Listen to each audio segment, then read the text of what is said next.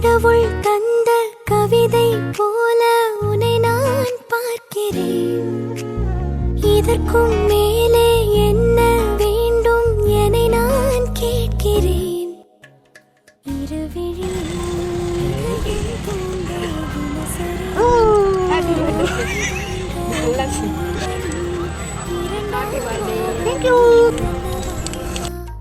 பேசும் மழையே